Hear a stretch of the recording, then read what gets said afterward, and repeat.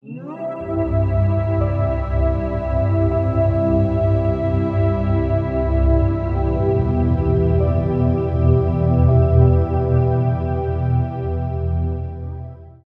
Ibu Bapak yang saya kasih dalam nama Tuhan Yesus. Ya, sebelumnya saya baca satu ayat dari Filipi pasal 2 ayat 5. Saya bacakan buat kita. Hendaklah kamu dalam hidupmu bersama menaruh pikiran dan perasaan yang terdapat juga dalam Kristus Yesus. Nah, mengapa orang suka mispersepsi kepada pasangannya?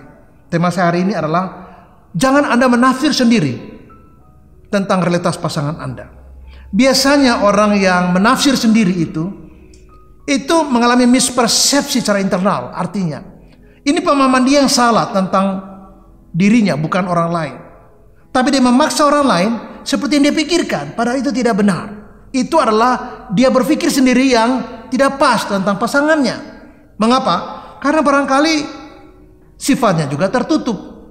Ya, mungkin karena pasangannya sibuk atau dia sibuk, mereka tidak sempat bicara.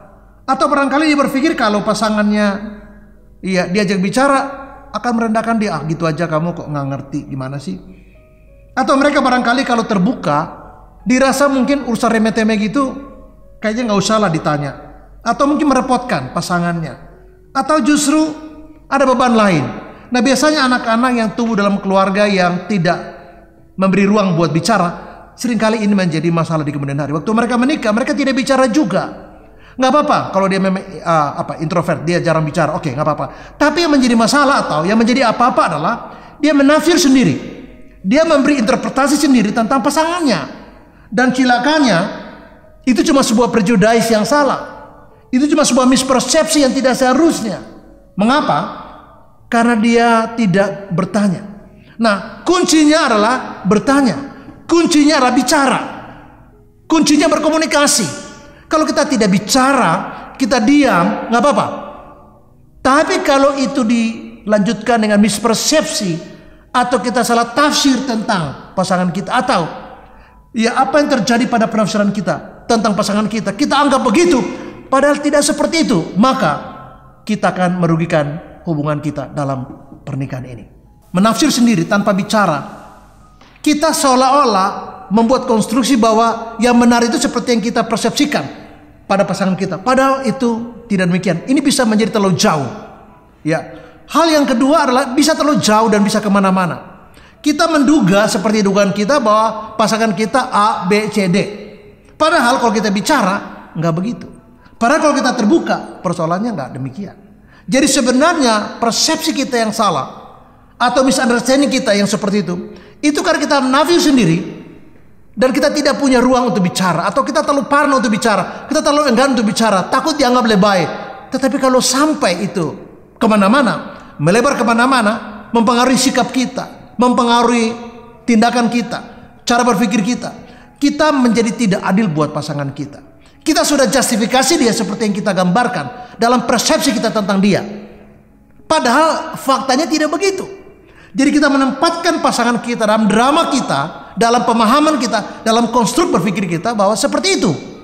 Padahal deskripsi itu keliru. Gambaran itu salah dan jauh sekali dari fakta, jauh dari kebenaran.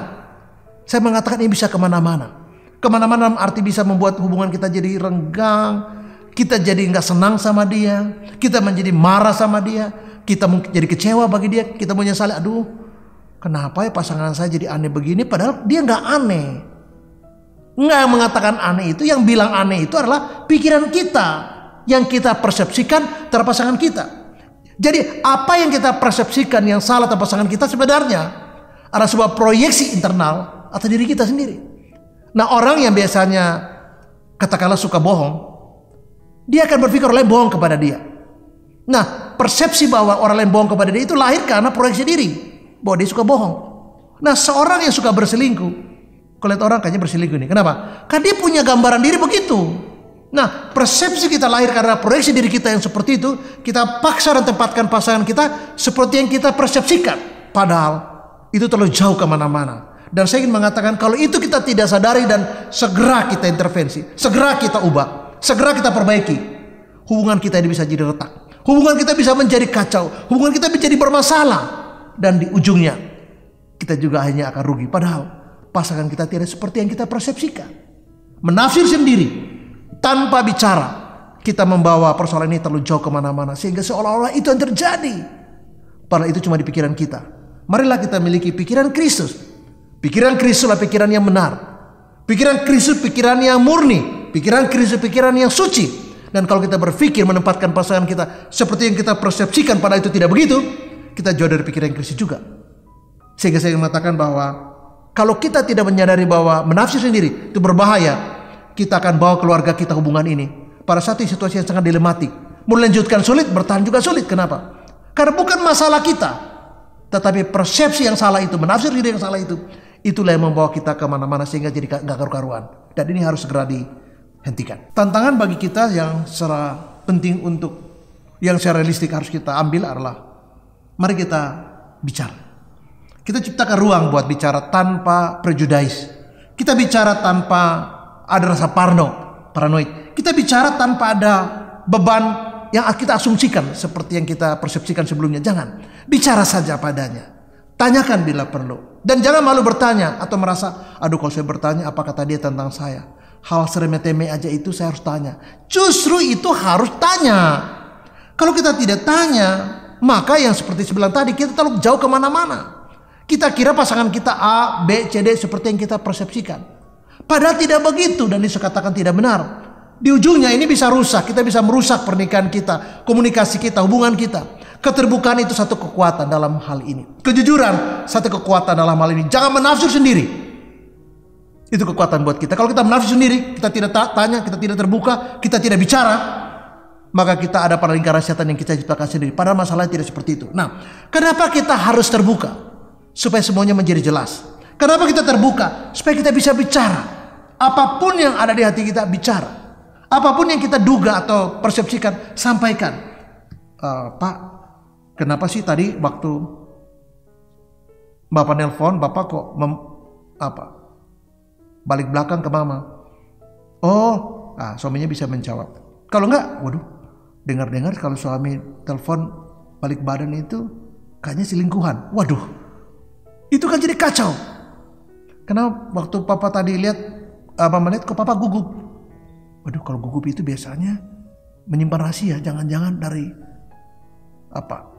willnya. Waduh, padahal itu tidak ada kesana, sama sekali tidak ada. Pak, kenapa waktu Mama tanya Papa, kok Papa kaget? Berarti ada sesuatu ya, itu yang berbahaya. Nah, kalau tidak jelas, kalau terlalu gelap, ingat, iblis bisa masuk situ dan memberi pemahaman yang salah tentang pasangan kita. Iblis bila memperkuat konstruksi kita yang salah tentang pasangan kita. Karena gelap, karena abu-abu. Dan ketika itu terbuka luas, kita tidak bereskan, maka kita akan menghancurkan pernikahan ini. Kita akan merusak komunikasi ini.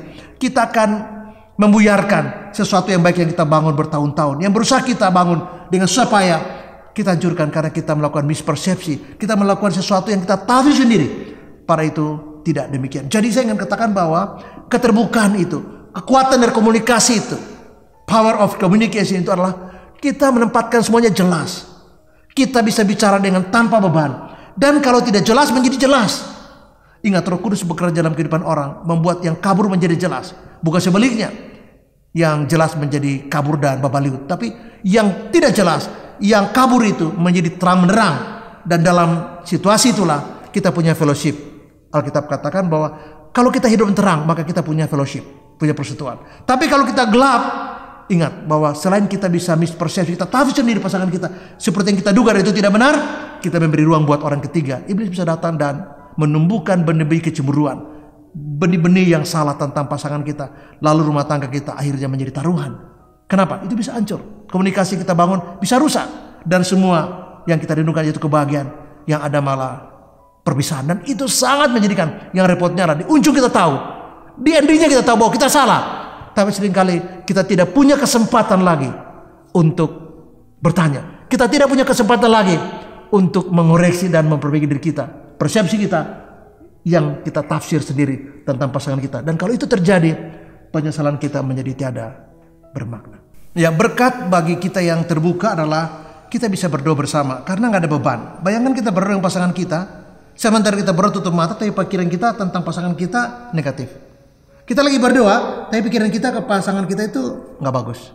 Kita berdoa juga, tapi pikiran kita kemana-mana. Bahkan dengan beban yang salah. Nah, ketika kita terbuka, maka tujuannya untuk kebaikan kita sendiri. Ketika kita terbuka, maka berkatnya untuk kita sendiri dan pasangan kita. Mari kita belajar untuk berani terbuka, berani bertanya, berani diskusi. Dalam pernikahan, orang percaya berangkat dari tujuan yang baik, cara yang baik, sikap yang santun, yang sopan, maka kita bisa bicara apa saja. Bahkan kalau ketika itu kita bicara hal yang membingungkan, hal yang membuat kita bertanya, hal yang membuat kita berpikir, apa iya? Apakah betul seperti yang saya duga? Nah, itu bisa diselesaikan. Itu bukan masalah besar, itu cuma masalah komunikasi. Itu bukan masalah sikap atau sifat. Itu cuma masalah komunikasi. Kalau kita bisa ciptakan keterbukaan tanpa beban, bisa bicara tanpa merasa bersalah, tanpa dihakimi, tanpa dijustifikasi. Itulah sebabnya kita belajar. Kalau pasangan bicara, kita dengar aja. Udah selesai, kita tanya, Ma udah selesai? Udah selesai, boleh saya bicara? Boleh, kita bicara, kita menanggapi, kita meluruskan, kita mengklirkan apa yang dia bicarakan tadi. Maksudnya itu bukan begini, Ma, tapi begitu. Oh, kalau begitu Mama salah, ya nggak apa-apa, minta maaf ya. Oke. Nah, kalau itu jadi pola, kita akhirnya tidak ada masalah yang tidak bisa dibicarakan. Tadi Mama pikir Bapak ada will. Oh enggak, tadi Bapak, oh ya. Oke, maafin ya. Nah, kita baru melihat bahwa ternyata banyak kali yang kita persepsikan yang salah tentang pasangan kita, yang tafsir sendiri tentang pasangan kita itu lahir karena kita tidak bertanya. Lahir karena kita tidak terbuka. Lahir karena kita ragu untuk ungkapkan itu. Lahir karena kita terlalu merasa kalau kita bicara mungkin dianggap hal yang kecil kita persoalkan, hal yang sederhana aja, yuk kok begitu amat sih, dewasa lah. Nah, itu yang justru menghambat menurut saya. Siapa yang tahu, walaupun kita hidup puluhan tahun, apalagi cuma 2 tahun, baru 1 tahun, baru 2 bulan, pasti ada banyak sekali mispersepsi. Kenapa? Karena kita belajar untuk saling mengenal. Pacaran itu hanya baru mengenal 15% kok. Pernikahan itu kalau kita terbuka, kita mulai lebih banyak mengenal. Kalau kita mengenalkan, kita tidak menafsir. Kalau kita mengenalkan, kita tidak mispersepsi, tidak salah tafsir. Tapi kalau kita terus salah tafsir, ingat, terlalu mahal risikonya. Orang yang kita sayang, yang kita cintai, yang kita katakan Tuhan ini pemberian Tuhan buat saya sangat mencintai dia, saya nggak bisa tidur tanpa dia, saya nggak bisa hidup tanpa dia, kira-kira gitu. Kalau orang jatuh cinta kan begitu. Bisa kita hancurkan itu semua. Dan satu hari saya katakan, Anda akan menangis karena menyesali kebodohan Anda sendiri. Anda akan menangis karena pikir, kenapa saya begitu bodoh sekali, kenapa saya begitu memalukan, menafsir pasangan saya, menjustifikasi dia seperti yang saya persepsikan. Karena saya salah tafsir tentang dia, saya tafsir diri tentang dia, dan saya tidak terbuka. Saya berpikir begitu. Para godaan pikiran itu selalu muncul. Kita harus mengatakan bahwa tidak seperti itu. Bagaimana caranya? Bicaralah, sampaikanlah, diskusilah, sharinglah, supaya semuanya jelas. Kita bisa berdoa bersama, dan ingat, berkat ketika kita terbuka. Kita bisa menikmati kebersamaan. Kita bisa menikmati sebuah relationship yang intimasi yang mendalam. Dan itu bagus buat kita. Bagus buat perjalanan kita. Bagus buat meningkatkan happiness kita. Bagus untuk well-being kita. Bagus untuk membangun persepsi kita dan hubungan kita yang harmonis, yang baik, yang konstruktif, yang positif dengan pasangan kita. Marilah terbuka.